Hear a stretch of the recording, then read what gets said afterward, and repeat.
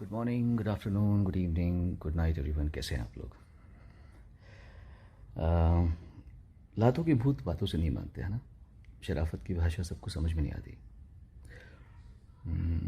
मैंने किसी का नाम नहीं लिया, मैंने सिर्फ बहुत प्यार से कहा कि भाई आप लोग नए लोगों के साथ में प्यार से रहें, काइंडनेस दिखाएं, क्योंकि सुसाइड हो जाने के बाद में रोने से अच्छा सुसाइड के पहले माहौल को थोड़ा रेक्टिफाई कर लिया जाए। लेकिन माफिया है, माफिया की चाल चलेगा, उसको तो आदत है।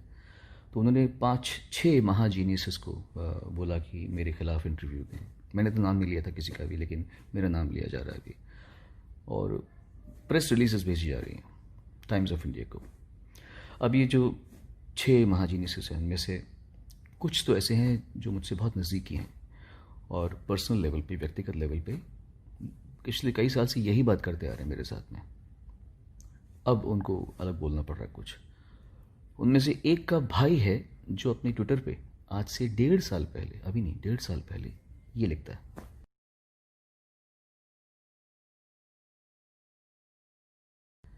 कि अगर म्यूज़िक इंडस्ट्री में यूनिटी होती, अगर तो सब सीन ही अलग होता। क्योंकि सच्चाई ये है कि इस समय भारत का एक एक म्यूजिशियन प्रताड़ित है, टॉर्चर्ड है, क्योंकि उसको वो नहीं करने दिया जा रहा जो वो करना चाहता है। ये उसकी लैंग्वेज है, उसके भाई की, सगे भाई की। तो यहीं पे इंसान मार खा जाता है, क्योंकि झूठा आदमी झूठी चालें चलता है। और बात यह है कि टाइम्स ऑफ इंडिया आप इतने रिस्पेक्टेबल न्यूज़पेपर हैं, I understand that her media में एक पेड मीडिया सेक्शन होता है, पर ये जो केस है ये पब्लिसिटी किसी फिल्म की नहीं हो रही है, ये सही गलत की बात हो रही है, ये किसी के फ्यूचर की बात हो रही है। उसमें आप अगर पूरा का पूरा वैसा आर्टिकल डाल देंगे जो उनकी प्रेस रिलीज है, कुछ तो चेंज कीजिए। आप उनका पॉइंट ऑफ व्यू लिख रहे हैं, ठीक है, मैंने अपना पॉइंट ऑफ व्यू दिया, उन्होंने अपना पॉइंट ऑफ व्यू दिया। आप ये क्यों लिख रहे हैं कि Sonu Nigam's tall claims of nepotism industry stand null and void? I don't think आपने लिखा हुआ ये बात। आप इस तरह के न्यूज़पेपर है ही नहीं। कोई भी ऑनेस्ट जर्नलिस्ट अपना वर्डिक्ट नहीं दे देगा। मैंने कुछ पॉइंट कहा, उन्होंने कुछ पॉइंट कहा, आपने दोनों पक्ष बता दिए, खत्म बात। वर्डिक्ट आप कैसे दे सकते हैं कि it stands null and void 6 लोगों की वजह से, है ना। तो थोड़ा सा चेंजेस आपको करनी चाहिए थे लैंग्वेज में, ताकि ये ना आ जाए कि आपको ये तो पर्दाफाश हो गया कि आपने पूरी प्रेस रिलीज वैसे वैसे डाल दी है। प्रेस रिलीज हम भी जानते हैं, इंडस्ट्री में बहुत पहले से हैं, सबको पता है कि प्रेस रिलीज कैसे लिखी जाती है, क्या लिखी जाती है, क्या लैंग्वेज होती है। Don't do all these things. और भूषण कुमार, अब तो तेरा नाम लेना ही पड़ेगा मुझे, और अब तो तू की लायक है। तूने गलत आदमी से पंगा ले लिया, समझा। तू भूल गया वो टाइम जब तू मेरे घर पे आके, भूल गया ना वो, भाई मेरी एल्बम कर दो, भाई दीवाना कर दो, भाई मुझे सहारा शी से मिलवा दो, भाई स्मिता ठाकरे से मिलवा दो, भाई बाल ठाकरे से मिलवा दो, भाई अबू सलीम से बचा लो। याद है ना, अबू सलीम से बचा लो मुझे, भाई अबू सलीम गालियाँ दे रहा है। याद है कि नहीं ये सब चीज़ें, है ना। तो मैं तुझे कह रहा हूँ, मेरे मुंह मत लगना। तो बस मरीना कंवर याद है ना, मरीना कंवर याद है, वो क्यों बोली, वो क्यों बैकआउट की, ये मुझे नहीं पता, मीडिया को पता है। माफिया इस तरह फंक्शन करता है। उसका वीडियो मेरे पास पड़ा है। अब अगर तूने मेरे से पंगा लिया तो वो वीडियो मैं अपने यूट्यूब चैनल में डाल दूंगा, और बहुत धूमधाम से डालूंगा, समझा। मेरे मुंह मत लगना आपकी बात से।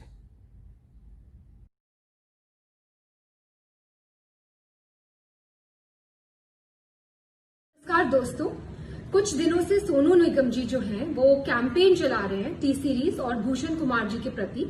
तो इस सिलसिले में मैं ये बोलना चाहती हूँ कि टी सीरीज ने आज तक हजारों कलाकारों को ब्रेक दिया है, जो कि आउटसाइडर्स हैं, जो इंडस्ट्री से नहीं जुड़े हुए। उसमें म्यूजिक डायरेक्टर्स हैं, सिंगर्स हैं, लिरिसिस्ट हैं, एक्टर्स हैं, डायरेक्टर्स हैं। मैंने खुद अपनी डायरेक्टेड फिल्म यारियां में 10 न्यू कमर्स को चांस दिया। उसमें से 4 लोग, नेहा कक्कड़, रकुलप्रीत सिंह, हिमांश कोहली और कंपोजर आर को आज बड़े हो चुके हैं। और सोनू निगम जी से मैं ये पूछना चाहूंगी कि वो बोल रहे हैं कि इंडस्ट्री में टैलेंट को सही दिशा नहीं मिलती। तो सोनू जी, आप तो लेजेंड है, आप तो बहुत बड़े कलाकार है। आपने आज तक कितने लोगों को चांस दिया है? आप तो बहुत बड़े लेजेंड हैं, आप तो कहीं से भी लोग, आपके पास तो कितने लोग आते होंगे कि सोनू जी हमारी मदद कर दीजिए, मेरे बेटे की मदद कर दीजिए, मेरी बच्ची की मदद कर दीजिए, हमें मिलवा दीजिए टी सीरीज में, हमें चांस दिलवा दीजिए। आप तो आज तक टी सीरीज में नहीं आए कि इसको चांस दे दो, इसको मैं, ये बहुत बड़ा टैलेंट है, इसको आप चांस दीजिए। आपने तो कभी किसी को चांस दिलवाने की बात नहीं की। आपने ना ही कोई टैलेंट आज तक इंडस्ट्री में इंट्रोड्यूस किया। तो एक बात मैं आपको बता दूं सोनू निगम जी, कि सोशल मीडिया पे कैमरे के पीछे छुप के बोलना बहुत आसान है, पर आपने खुद ग्राउंड लेवल पे कितने टैलेंट को आगे बढ़ाया? किसी को भी नहीं, अपने सिवा, अपने आप को छोड़ के आपने किसी भी टैलेंट को इंडस्ट्री में चांस नहीं दिया। और आज आप हम पर ब्लेम कर रहे हैं कि हम लोगों को चांस नहीं देते, जबकि 97% लोग जो कि टी सीरीज में काम कर रहे हैं आज की डेट में, आप देख लीजिए, वो आउटसाइडर्स है, वो इंडस्ट्री किड्स नहीं है, उनका इंडस्ट्री से कोई भी लेना देना नहीं है। फिर भी हम उनको नए टैलेंट को ढूंढ रहे हैं और उनको चांस दे रहे हैं। दूसरी बात जो आपने बोली अपने वीडियो में, वो आपने ये बोली कि भूषण जी आपके पास आए और उन्होंने आपसे कहा कि भाई प्लीज मुझे बाला साहब ठाकरे से मिलवा दीजिए, प्लीज मुझे स्मिता ठाकरे से मिलवा दीजिए, प्लीज मुझे सहारा श्री से मिलवा दीजिए। मैं आप सबको ये बताना चाहती हूँ कि सोनू निगम जी खुद 5 रुपए में दिल्ली की रामलीला में गाना गाते थे। वहां से इनको स्पॉट किया गुलशन कुमार जी ने, उन्होंने इनका टैलेंट पहचाना, इनको टिकट्स दी फ्लाइट की, इनको बॉम्बे बुलाया और इनसे कहा गया कि बेटा मैं तुझे बहुत बड़ा कलाकार बनाऊंगा। आप बताइए सोनू निगम जी, आपसे ये बात कही गई कि नहीं कही गई कि आपको बहुत बड़ा कलाकार बनाएंगे? कही गई।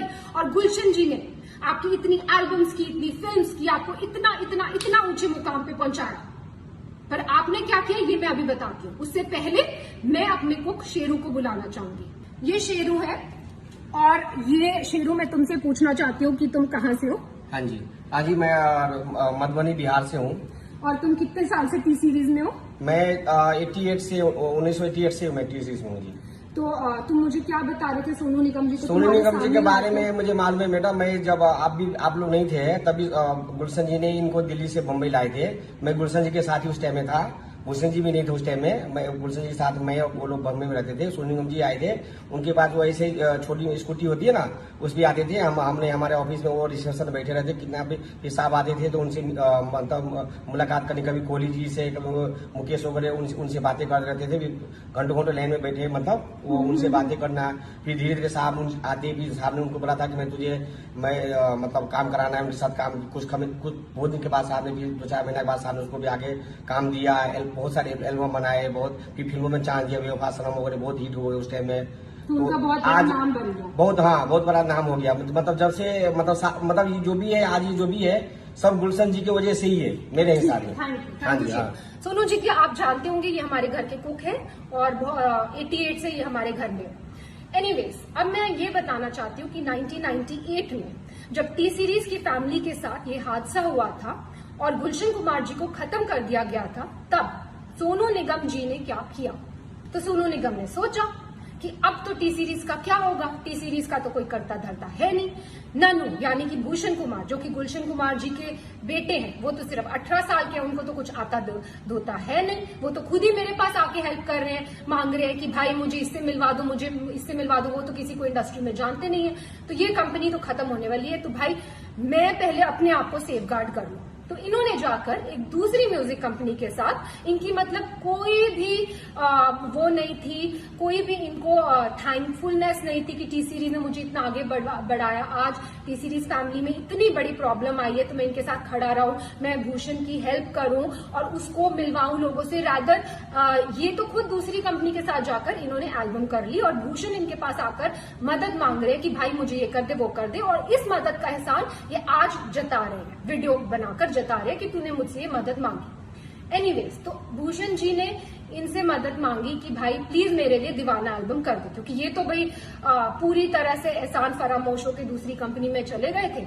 और इन्होंने अब इन्होंने एटीट्यूड दिखाया कि वो मेरे सामने आए, मुझसे मदद मांगे और मदद इन्होंने करी भी और उसका भी एहसान जता रहे हैं। इन्होंने दीवाना एल्बम करी। ठीक है। फिर उसके बाद इन्होंने जो वीडियो में दूसरी बात कही वो ये कही है कि भूषण जी ने इनसे मदद मांगी कि भाई मुझे अब्बू सलीम से बचा ले।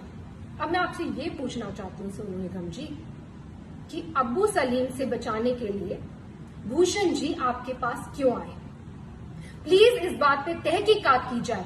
क्या सोनू जी के रिश्ते थे अब्बू सलीम से? डेफिनेटली थे, तभी तो वो उनके पास मदद मांगने आए और इन्होंने खुद अपने वीडियो में बोला है कि वो उनके पास मदद मांगने आए। नेक्स्ट चीज जो मैं ये बोलना चाहती हूँ कि सोनू जी ने बोला है कि भूषण जी पे एक लड़की ने आरोप लगाया मीटू का और उसके बाद वो आरोप वापस ले लिया गया और भूषण जी ने माफिया की चाल चली, पर मीडिया को सब पता है, मतलब भूषण जी मीटू रेपिस्ट है, लेकिन ये बात माफिया ने दबा ली।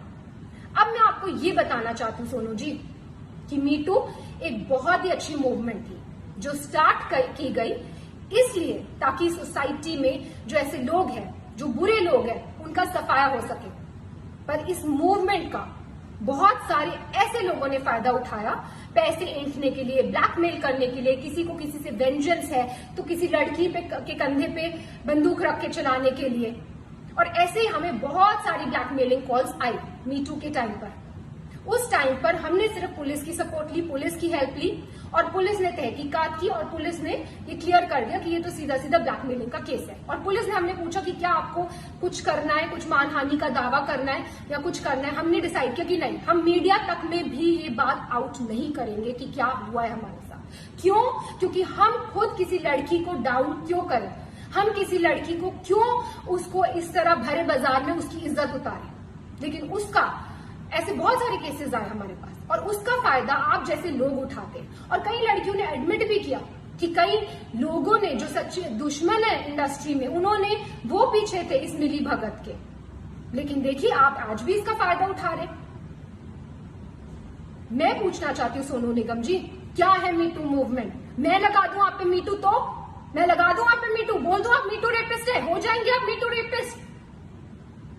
तो प्लीज सोच समझ के वीडियो बनाया कीजिए, क्योंकि आपने धमकाया वीडियो में कि आप उस लड़की का वीडियो आउट कर देंगे। बेशक कीजिए, पर नेक्स्ट टाइम कोई भी वीडियो आउट करना हो, याद रखिए प्रूफ के साथ कीजिए। बिना प्रूफ के मीटू मूवमेंट का कोई मतलब ही नहीं है। और कोई भी अगर बिना प्रूफ के कोई इल्जाम लगाता है, क्योंकि जब से आपने ये अपना वीडियो ऑन किया है तब से वापस हमारे पास ब्लैकमेलिंग कॉल शुरू हो गए, वापस कई लड़कियां उठ गई हैं कि हमें तो सोनू निगम जी से इंस्पिरेशन मिल गई है, हमें आप हमें काम दो, या तो हमें आप पैसा दो, नहीं तो हम आप पर ये कर देंगे। सिर्फ ये लड़कियां ही, जो बहुत सारे सिंगर्स और खड़े हुए हैं वो कर रहे हैं, वो ऐसे ब्लैकमेल कर रहे हैं। मुझे ये वीडियो बिल्कुल भी नहीं बनाना था सोनू निगम जी, और भूषण जी ने तो मुझे स्पेशली बोला था कि हमें चुप रहना है, हमें चुप्पी साधे रखनी है। लेकिन आपने अभी भी अपनी कैंपेन बंद नहीं की। आज भी हम कोशिश करते हैं टी सीरीज से कि 80% लोग, 100% लोगों को चांस दे, पर कई बार लोगों को काम नहीं मिल पाता बिकॉज सो मेनी रीजंस। किसी म्यूजिक डायरेक्टर, कोई धुन में कोई कलाकार जाता है, कोई धुन में कोई कलाकार जाता है। 80% लोगों को तो काम मिल रहा है ना मार्केट में, जो 20% लोगों को काम नहीं मिल रहा वो कोई भी शुरू हो जाएगा, कोई भी किसी पे भी आरोप लगा सकता है। तो ऐसा माहौल है। और आपने जब अपना वीडियो ऑन किया तो मैं आपको बता दूं कि मेरे साथ क्या हुआ।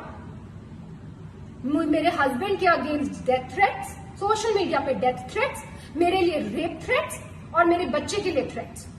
मैं क्यों सहूं ये सब? मैं क्यों सहूं अपने बच्चे के लिए थ्रेट्स? और अभी भी आपकी कैंपेन बंद नहीं हुई है, अभी भी आपकी कैंपेन जारी है। आप इतने सारे सिंगर्स को अभी भी इकट्ठा कर रहे हैं और उनको एक गठबंधन बना रहे हैं और उनको बहका कर जिनको काम नहीं मिल रहा फॉर व्हाटएवर रीजंस, उनको काम इस बात में लगा रहे हैं, इस पब्लिसिटी लेने के ये मुद्दे में लगा रहे हैं कि उनके आपके साथ मिल जाए और टी सीरीज को हम कैसे खत्म कर दें, भूषण कुमार को हम कैसे खत्म कर दें।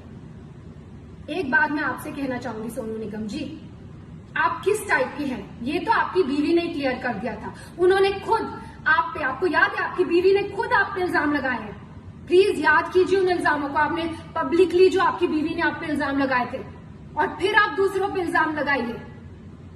और मैं बिल्कुल, जैसे कि मैंने कहा, मैं बिल्कुल इस हक में नहीं थी कि मैं ये वीडियो बनाऊं, लेकिन इतनी मैं कश्मकश में हूं, क्या करूं, बनाऊं ना बनाऊं, ये सच्चाई लाऊं कि नहीं लाऊं। फिर मुझे फाइनली गीता से मुझे मेरा आंसर मिला। गीता में जब अर्जुन भगवान कृष्ण से पूछते हैं कि मुझे ये युद्ध नहीं लड़ना है, ये युद्ध लड़के किसका फायदा होगा, तो भगवान कृष्ण अर्जुन को समझाते हैं कि एक योद्धा के लिए धर्म से बढ़कर युद्ध लड़ने के अलावा और कोई बड़ी चीज नहीं है। अगर तुम युद्ध नहीं लड़ोगे तो तुम अपना यश गवाओगे, तुम्हारा अपयश होगा, संसार में लोग तुम्हारे अपयश की चर्चा करेंगे और तुम्हारे दुश्मन हर तरह की कटु वचन बोलकर तुम्हारा वर्णन करेंगे। और वही हो रहा है, सब लोग कटु वचन बोल रहे हैं, सारी दुनिया। जैसे कि मैंने बोला मुझे रेप थ्रेट्स आ रहे। तो मैं ये कहना चाहूंगी कि जितने भी आप सिंगर्स को, म्यूजिक डायरेक्टर्स को, जिनके पास आज कोई काम नहीं है, उनको आप भड़का रहे हैं, उनको भड़काना बंद कीजिए, क्योंकि अदरवाइज रणभूमि ओपन है। किसी को भी पब्लिसिटी के लिए इस रणभूमि में आना है, युद्ध ऑन है।